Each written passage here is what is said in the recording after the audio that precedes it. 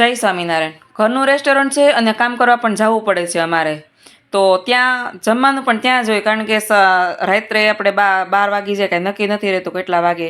તો હવે અમે પણ રવા બેસનના પેપર ખાઈ ખાઈને ઠેકા, તો એના માટે અમે ઘરેથી જ કંઈક બેટર બનાવીને લઈ જવાની હતી. એના માટે 3 વાટકી ચોખા લઈ લીધા, 1 વાટકી અડદની દાળ, એની અંદર નાખી દીધી 1 ચમચી માટે મેથી, અને સાંજે મસ્ત રીતે ધોઈ અને સોરા દીધા. સવાર થયું ત્યાં તો ફૂલીને દડા જેવા થઈ ગયા હતા. અને પછી આપણે એને પીસી લેવાના છે, પાણી નિતારી લેવાનું છે, ને ગરમ પાણી એડ કરવાનું, કારણ કે વાતાવરણ તો ઠંડુ. અને પછી એની અંદર દહીં એડ કરી, ગરમ પાણી એડ કરી, પછી મસ્ત રીતે મહીન એકદમ પીસી લેવાનું છે. જાડું નથી દળવાનું, એને એકદમ મહીને જ પીસવાનું છે. વિડીયો ગમે તો લાઈક, શેર અને ફોલો કરી દેજો, અને સુરતથી એકવાર વિઝિટ પણ કરી લેજો મારા રેસ્ટોરન્ટે.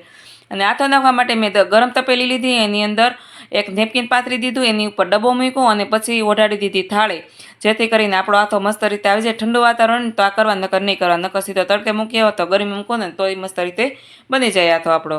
અને જો આપણો આથો આવ્યો મસ્ત, પણ દીપુ કે આવો આથો નહીં, આથો નાખો ને ત્યારે થોડુંક વધારે પાણી એડ કરી દો, ને જેથી કરીને આથો મસ્ત રીતે થઈ જાય.